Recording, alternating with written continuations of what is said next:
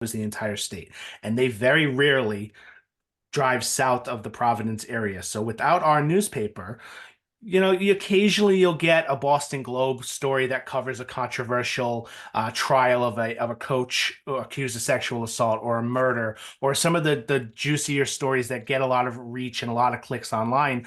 But those small things, the city council meetings, the town school budget discussions, those don't get covered. And then what happens is you get readers who go into an election not sure who their representatives are, not sure what they're voting for. We have an issue in South Kingstown next week where they're going to be voting on a $150 million school bond that will essentially change the entire course of the town, one way or the other, for the next 30 years. Without our newspaper, nobody covers it. So when you ask the question of should the US let its print newspapers die, I ask, what happens if you do? What does that look like after the newspaper has been put in the ground and there is nobody else there to write, to read, to report on the community? I would love to know. I don't think it's good. Mm. Do you think, Rob? Paul, that there's room? I know that more nonprofits are popping up. I know there's more. I live in a town in Massachusetts where a paper has popped up. I will say I think it's a town where people are willing to pay for that kind of a service, and so I do wonder from an equity standpoint if certain communities are going to get news and others aren't. I mean, do you have any take on kind of the fairness issue of it? So I have dealt with this extensively over the last couple of years. I'm sure many of you and many in this room are well aware of the AOL Institute that was Patch, right? Patch came in for a little while, tried to cover everything all at once, blew up in the area, paid a lot of money, and it disappeared.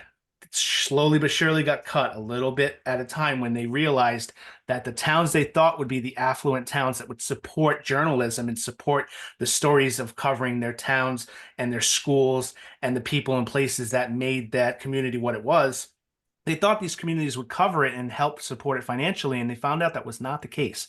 And my theory has always been that there is a struggle between the business needs of newspapers, print, journalism organizations, and readers who feel that in the age of the internet, information should be free.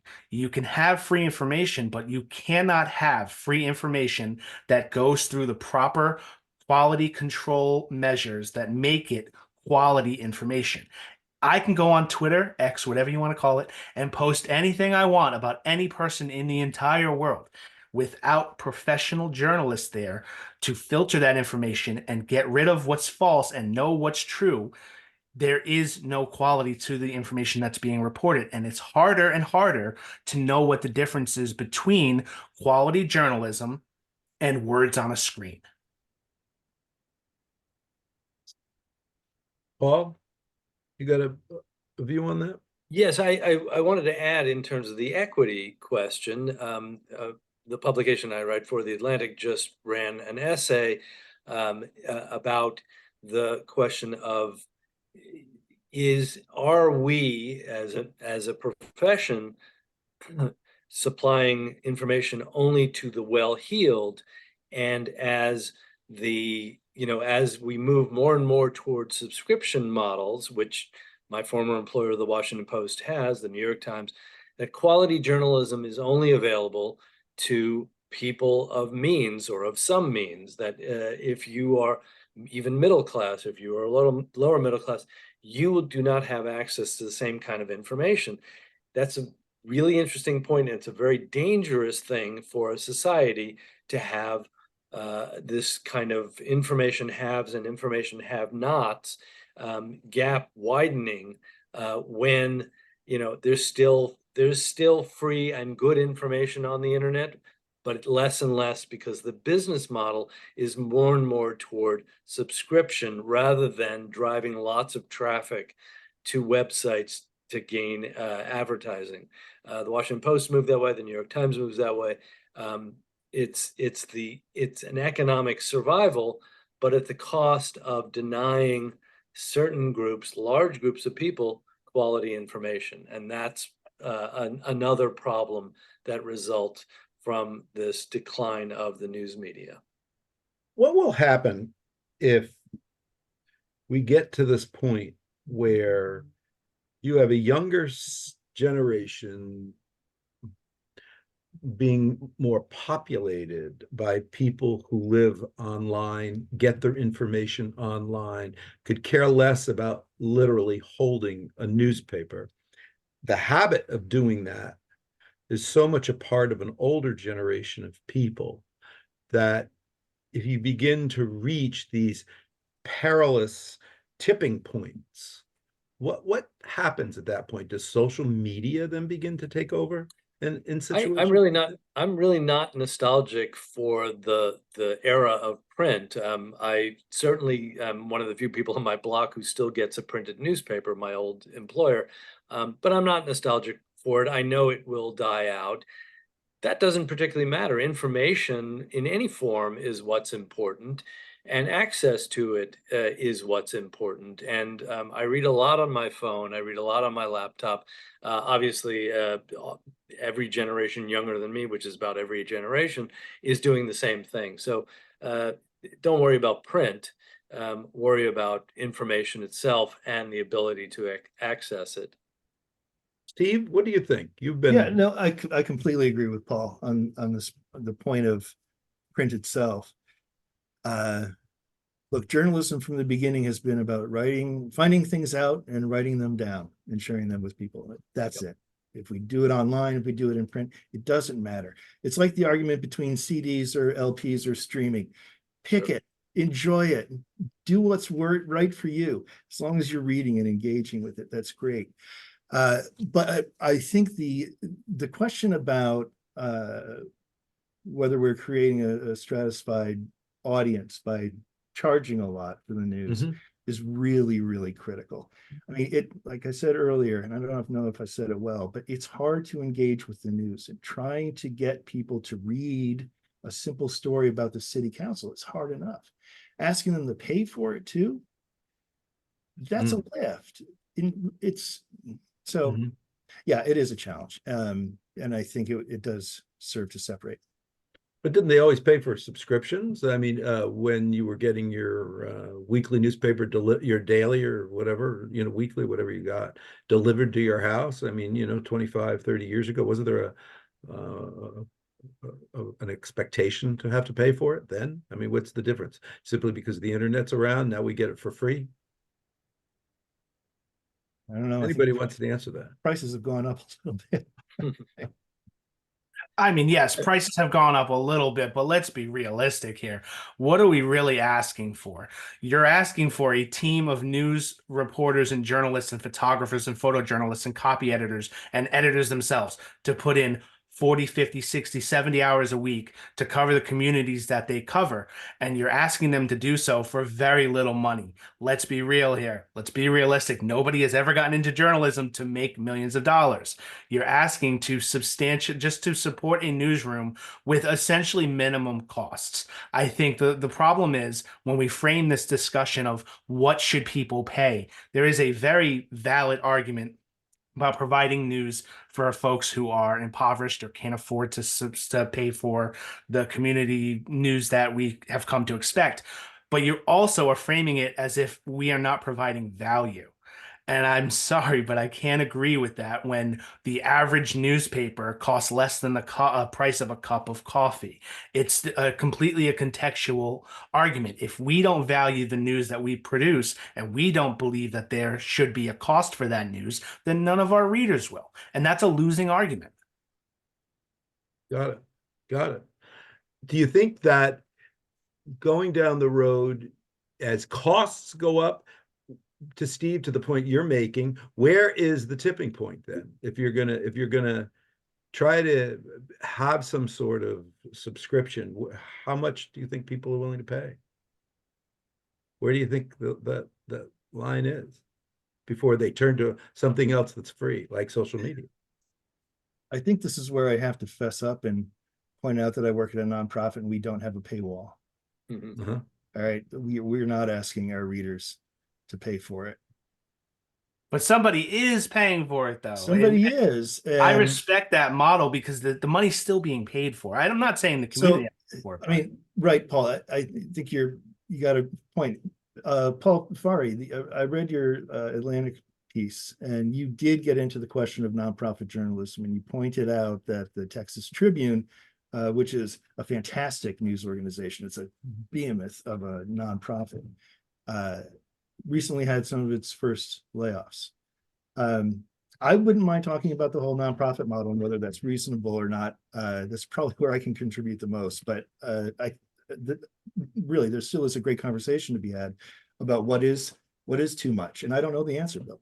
Well, you know, a good friend of mine who's been in the newspaper business for a long time said nonprofit journalism is a tax status, not a business strategy.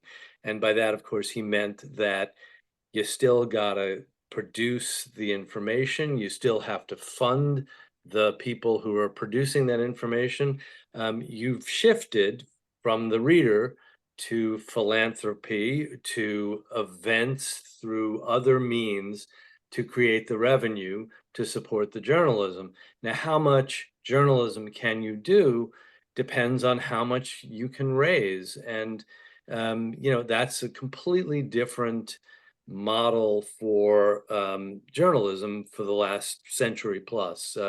Most journalism has been capitalist based and reader supported and advertiser supported. So, you know, it's a different world. You know, I'm encouraged by the enterprise, by the entrepreneurialism that has created this, but you're not going to replicate about 2,500 daily newspapers, 2,000 TV stations, hundreds and hundreds of magazines through nonprofit status. It's a limited model for creating the kind of journalism that a country of 330 million people are going to be able to support.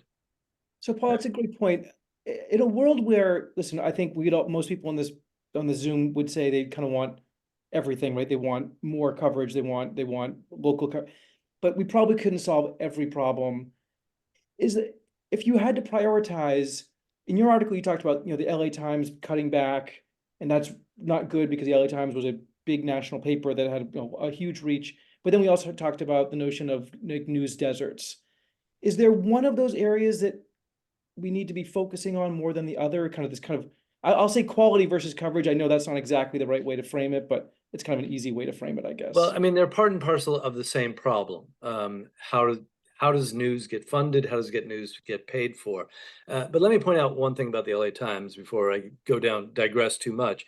The LA Times is owned by a guy named Patrick Soon-Shiong. He is a multi-billionaire from biotech. He bought the paper in 2016, I think.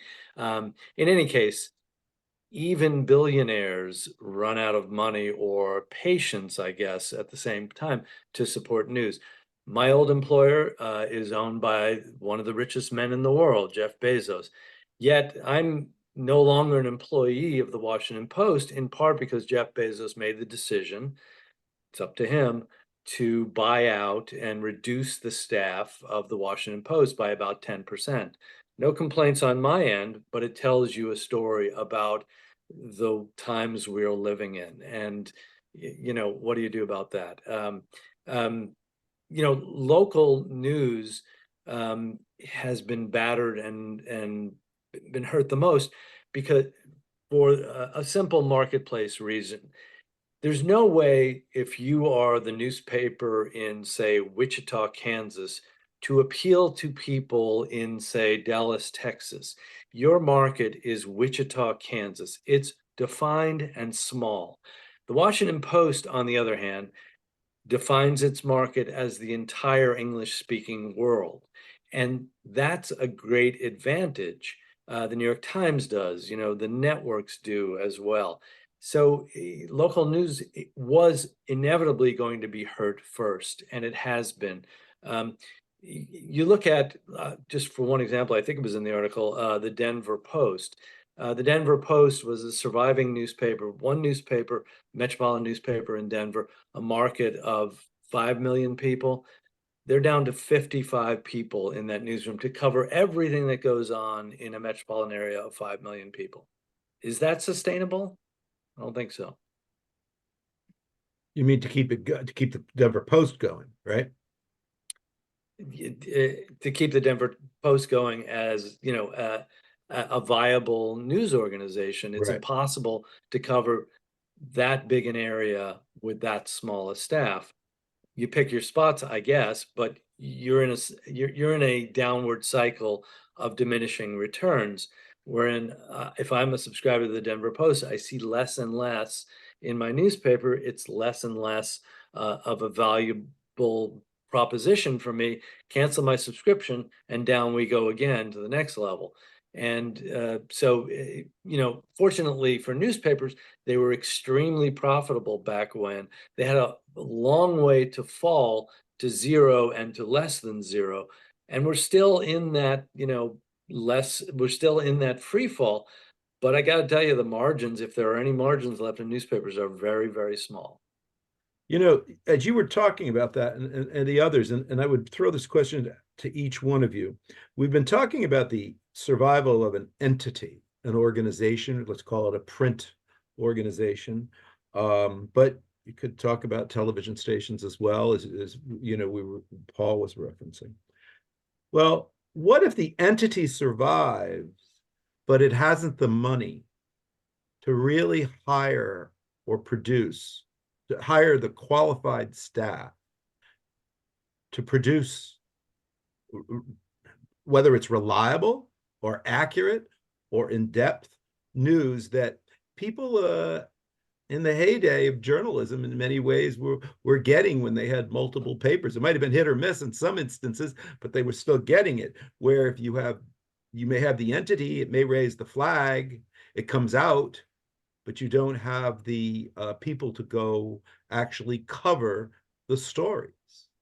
Well, I actually don't think that's a problem, and I'll tell you why. There Sure. have been so many layoffs of experienced and good and talented people that employers have their pick of the market. A lot of people want to be in journalism. There aren't a lot of journalism jobs. And so there's a reason why a reporter in a small market or even a medium-sized market or a large market doesn't make very much, because supply and demand being what they are, there's a lot of supply, and the demand is diminishing all the time. well, so let me counter that just a slight bit because I think that's an interesting parallel between bigger newspapers, bigger organizations versus smaller ones. So working at a community newspaper, I cannot find anybody who is willing to take a job. That's just the way it is. Our state has a couple of schools that have journalism programs, but by and large, students in those programs have seen they've read the tea leaves, they know what the industry is like. They are going into PR, they are going into something else, and the local small papers that used to be the feeder systems for the metro papers, which used to be the feeder systems for the national papers, we don't have the staff anymore because they're just simply not experienced, qualified people who are willing to write at this level. I think that hurts itself up the chain. Well, I'd also say the wages probably aren't that great either. I mean, I know I started at very, very little salary, and you know, I worked my way up to something fairly respectable. But I'd hate to be starting out today. It's very, very tough. No, absolutely. You're correct. 100%. And it's a very interesting dichotomy seeing the way students coming into the industry are approaching the industry. I don't think they believe we'll be around in a couple of years. Yeah. Yeah. Honestly, you know, I can't say that they're wrong. So, Bill, you had made a point about what happens to these legacy brands if the quality starts to decrease. I will point everybody off of newspapers and onto Sports Illustrated. To me, Sports Illustrated is a fantastic example of what happens when you have a brand and a legacy over the course of generations, and then somebody comes in and cuts it apart.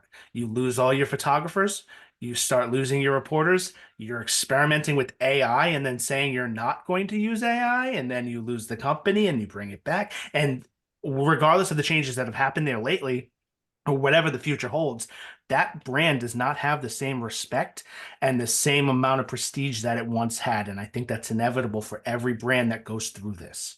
Yeah. And most brands are. We were talking before we started the webinar about National Geographic. I wrote a news story last year that National Geographic won't have any more staff writers. It'll all be freelance, and it won't be distributed on the newsstands anymore. Now, I grew up with Sports Illustrated. I grew up with Fortune. I grew up with all of the Time Inc. publications and National Geographic, great magazines. Tell me where they are right now. They're not in great shape.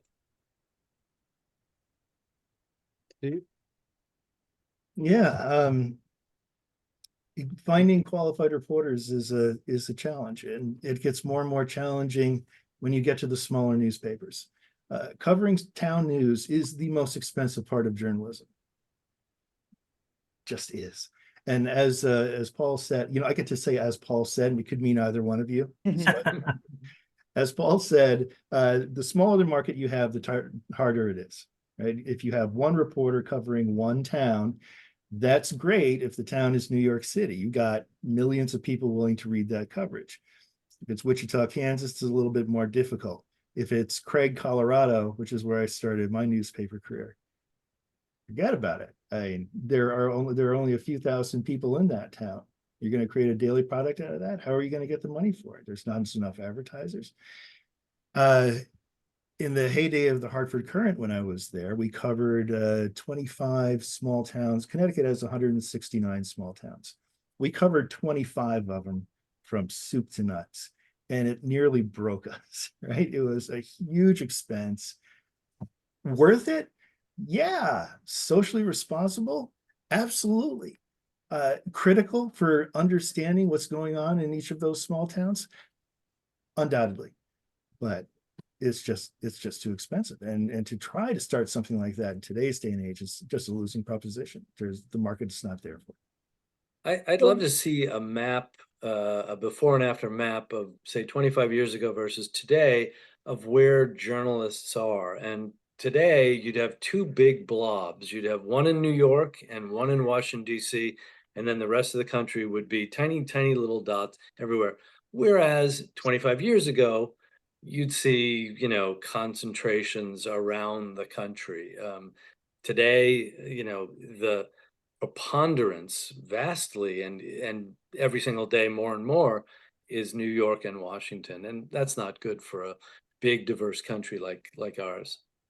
No, if people noticed in the chat, there was a comment earlier from a local elected official who said there is no more objective truth in her town. So it's now just kind of the loudest voice winning out, which I think is, one of the big fears is that people kind of go to social media and sort of just yell at each other and there is nowhere to go.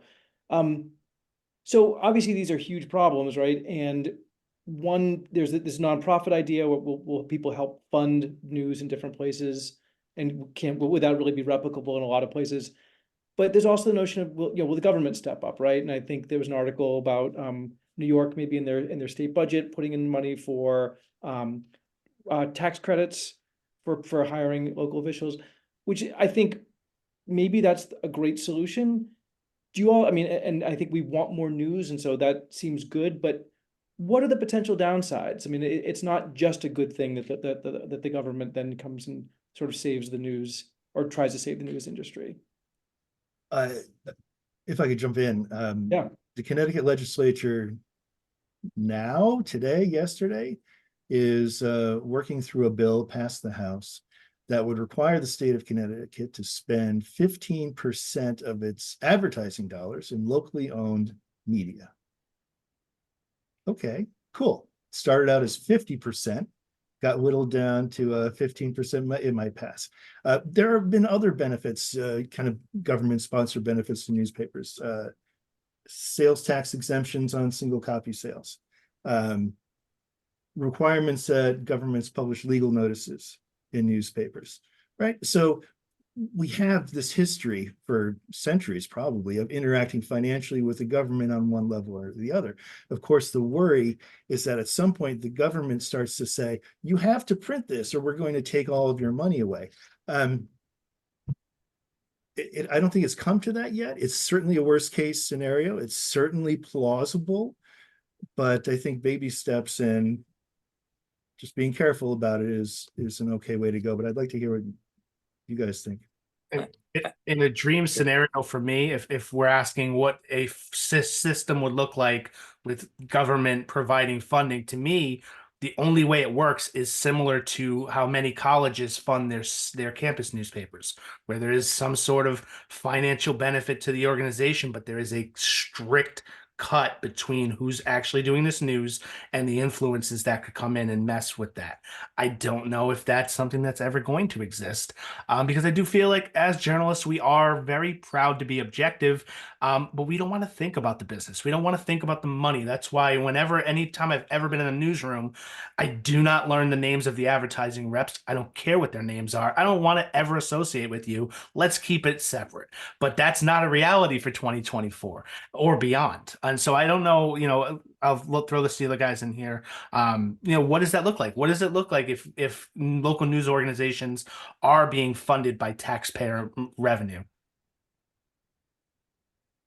I would add one government solution, if you want to call it a government solution, which is what has passed in Australia and Canada. I believe they're slightly different, but this is the right of news organizations to negotiate payments with Google and Facebook.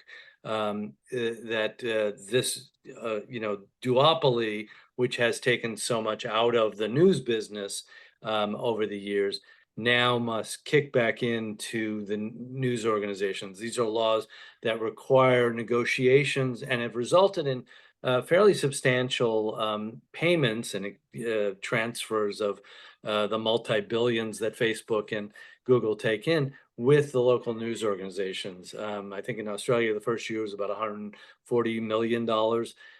That ain't bad. That it's not going to solve the problem, but it helps. Every little bit helps. And there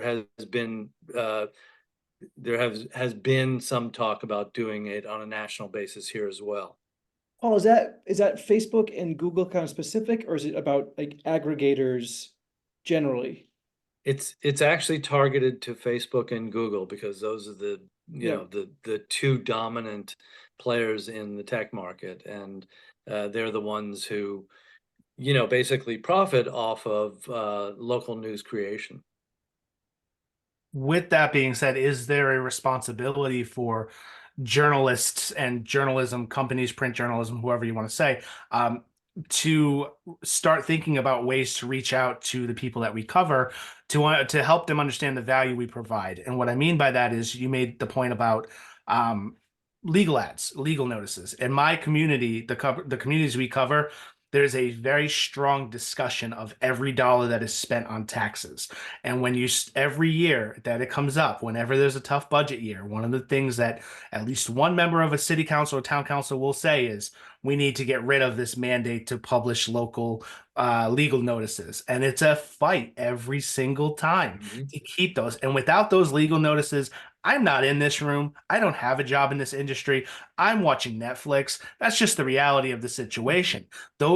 Every dollar that is relative to any sort of government, local government, state government, will be critiqued in a way that is not currently being critiqued by the way it comes in with your budget. Paul, is it really that much of your budget, the legal notices?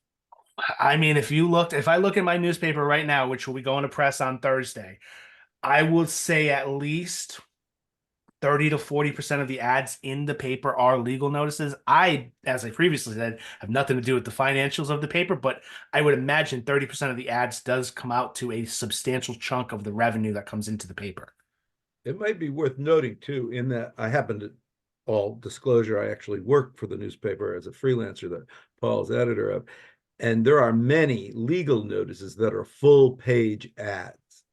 I mean, and lots of leading between it, which means you have a lot of space. So it really, as designed by the town. So these are large full page ads, and I'm thinking to myself, they're making a pretty big buck off of these if it's a full page ad. Am I right, Paul?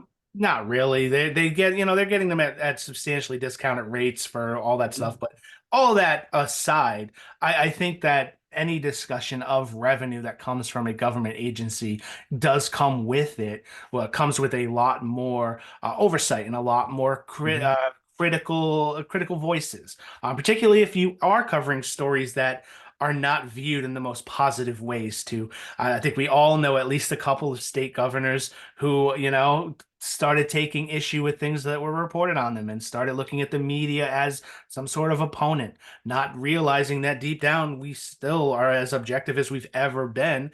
But because there is that battle now, to paint some members of the media as oppositions to the truth, or saying that we have sides that we don't have, it is a constant fight that I think is only going to turn up if we were to start to move to some of these models that we've been suggesting today. What are some of the ethical issues, if any, in a major way, if you start taking, direct kind of funding from the government? Any? Yeah, well, I think Paul had it right, which is, it's harder and harder to bite the hand that feeds you. And the ethical issue is the government is the first thing you should be covering with distance, skepticism, and objectivity without any financial interest in it. I don't think it's the legal ads per se, although, you could argue it. It's the loss of every other kind of ad. The loss of every other kind of ad buffered newspapers or any news organization from the government having the leverage to say, we'll take away our legal notices from you. Newspapers, when they were in their heyday, could say, well, screw off. We've got plenty of other advertisers. You do what you want to do. Nowadays, it's less and less an option when newspapers become so dependent on one source of advertising, and that source is the government, one of the main things they cover. Steve, you talked about that bill in New York about the nation's first payroll tax credit for local news organizations.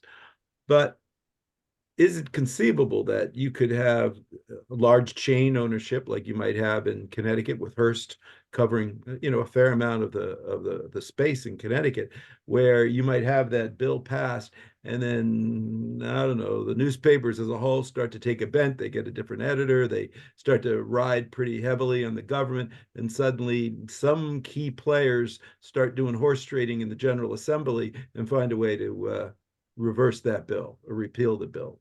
Of course.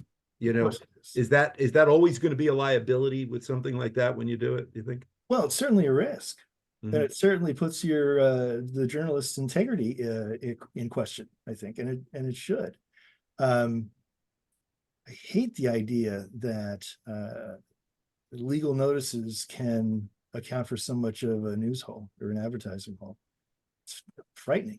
But it happens. Now, as I said before, I don't think we've gotten to the situation. Look, maybe we have. I'm sure maybe somewhere some government agency has said, look, newspaper, stop writing those editorials or we're cutting our legal advertising or something like that, right? Yeah, and that's the worst case scenario. Look, if we're going to play in these waters, we got to be careful of it. I mean, I think it's up to us to kind of self-police a little bit. Does the nonprofit model escape these kinds of risks in any way? I mean, you were willing to talk about it a little bit before, and I thought I'd touch on that. Yeah. I can't speak for all of them. Right. But nearly 90% of our revenue comes directly from readers, donations, foundations. It's bizarre. We just say, we're going to print some news. We're going to do it this way. Will you give us some money? And people say, yeah, we'll give you some money. Blows me away. But, it's working for now. In our little corner of the world, it's working. We have minimal display advertising on the site. So we don't have to worry so much about that. We do have some significant donors that wind up in the news sometimes, and we have to be careful to say if they show up in a news story that so-and-so is a donor to the Connecticut Mirror. But I think it's a little less of a concern. We don't do legal notices, so we escape that. I want to take a few questions from the chat. just in case these spur some further discussion and we have some time. One person wrote, "I'm concerned about the journalism profession. How can we encourage a high school student to go into journalism? How does a journalism student get her training on local newspapers as typically happened for so many well-known reporters? Could we be looking at saving an industry, but no one around to do the reporting?" You guys all want to take a bite at that? We take a crop of interns every spring, every summer, and we try to make it a very meaningful experience. It's an investment for both of us. Yeah, I'll put in the plug for the Washington Post internship program. Yeah, it's excellent.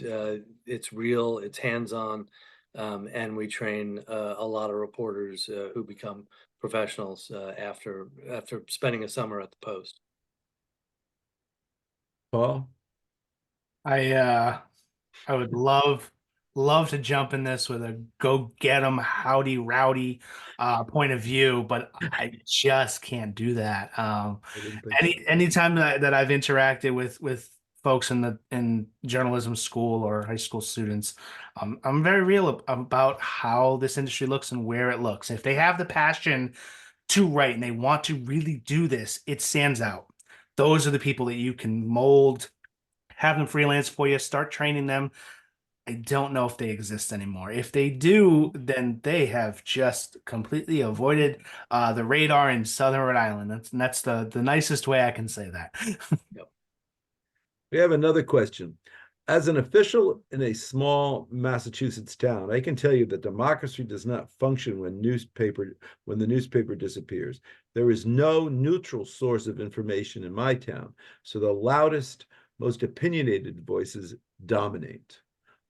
What are your thoughts about that, as vis-a-vis what we talked about with getting people to work and in some places, and dwindling numbers just by shutting alone, and unmediated, as opposed to having to deal with the unmediated in social media, as opposed to you have editors and this type of thing.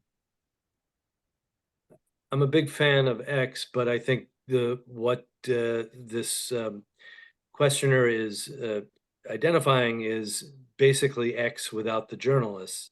It's a free-for-all. It's filled with misinformation. It's filled with hate speech. It's filled with sexism, racism, et cetera, et cetera. That's the news vacuum in a nutshell. You hand over information to the least responsible group of people, non-professionals. Sometimes will tell you interesting or important things, but a lot of times it's just a mess. So, let's hope that professional journalism survives.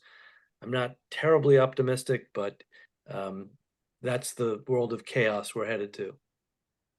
And just to fold that over with something that another question came up about AI.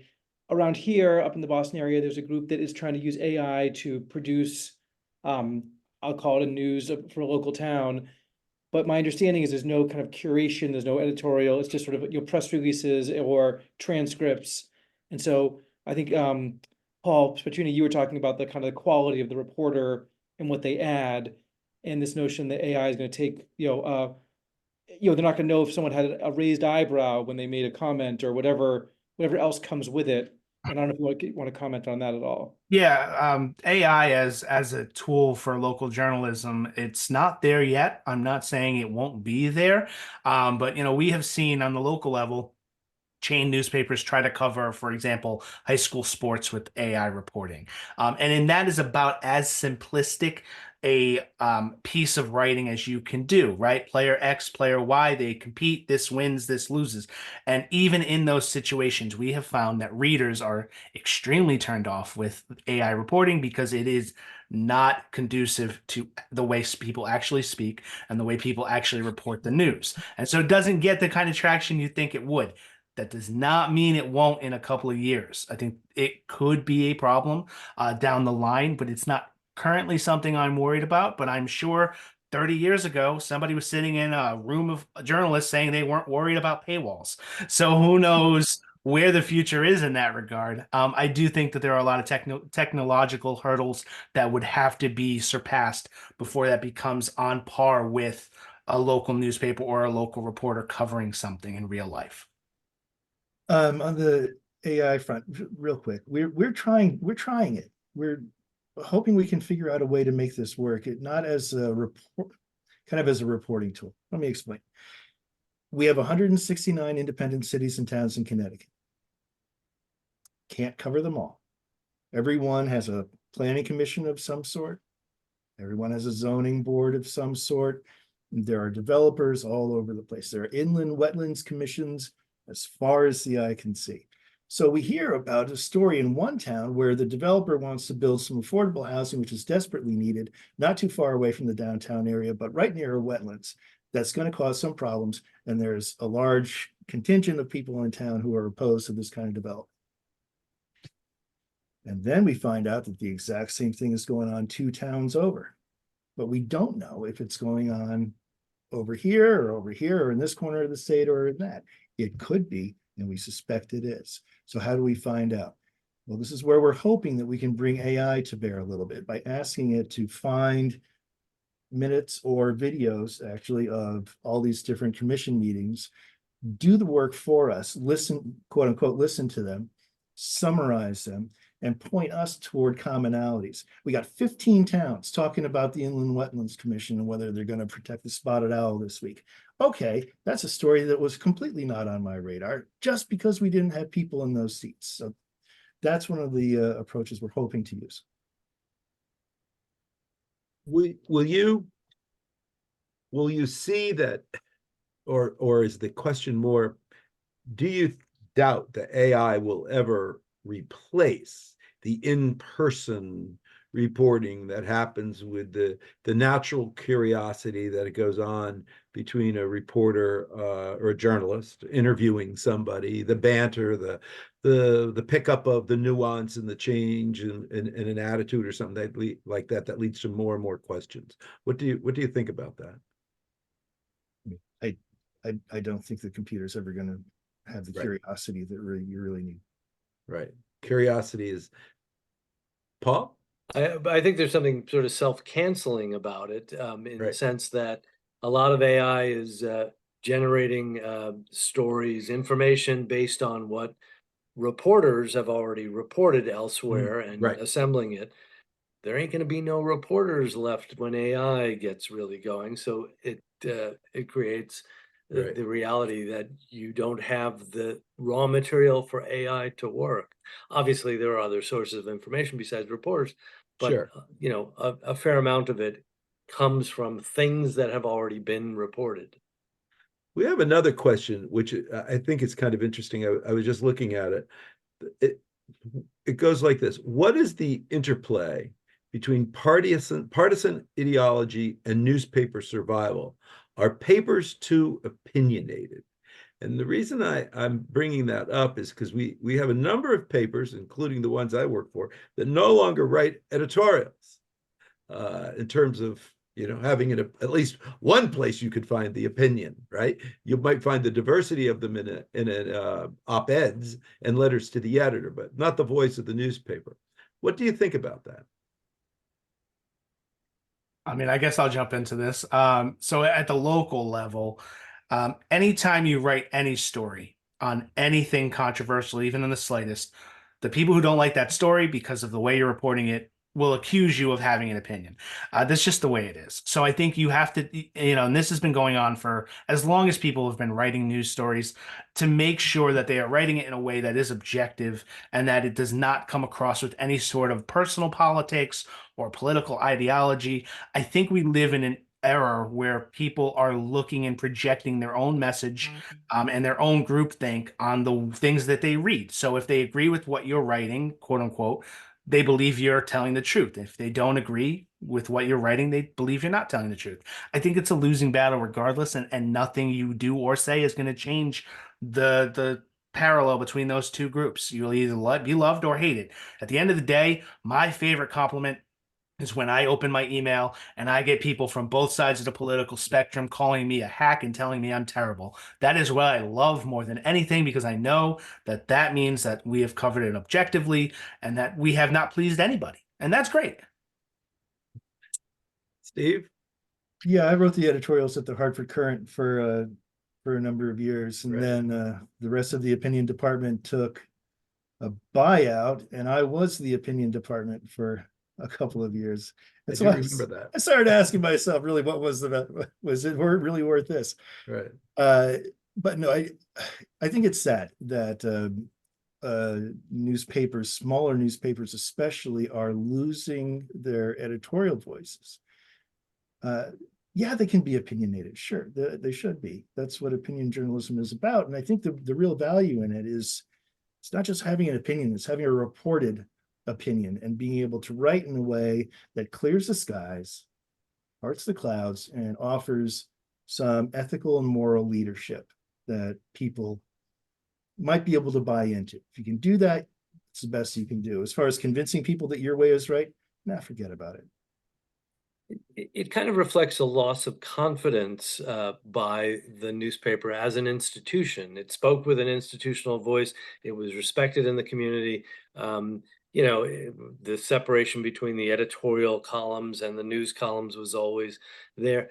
But getting rid of that because it's controversial, it's kind of supposed to be controversial. That's what editorials are. They're an opinion. And yet we've seen this diminishment of newspapers fearing their own voice, and because they don't want to alienate anyone anymore. They can't afford to. I've wondered that in the communities that I cover in Southern Rhode Island, that given that we only have one full-time reporter for 3 newspapers and a part-time me covering news and general features as opposed to arts and entertainment. I've wondered, with a number of controversial issues, some of which I could get into, some of which they just don't pay me enough to do it. What would happen if the voice of this newspaper was a little louder, a little stronger?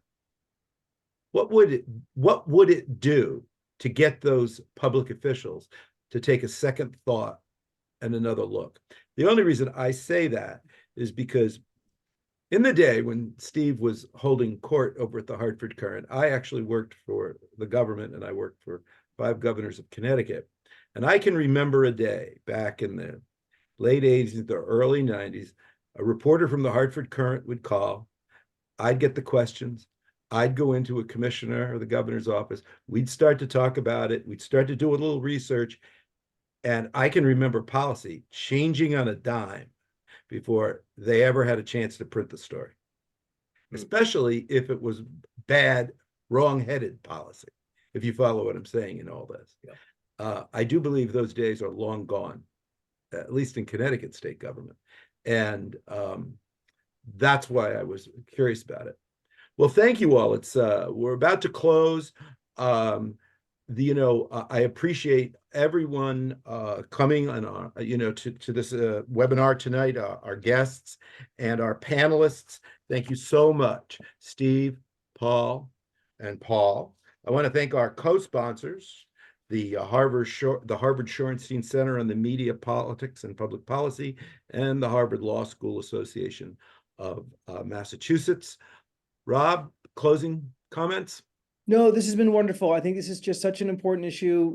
My first job was working for the mayor of a small city, and the Lawrence Eagle Tribune was a huge voice for the whole region. And it's different now, and it really did have a big impact on the whole Merrimack Valley. So I think what you all are doing is really important, and I think this conversation is really important. So thank you. Thank you all, and have a good night. Thank you. Bye-bye.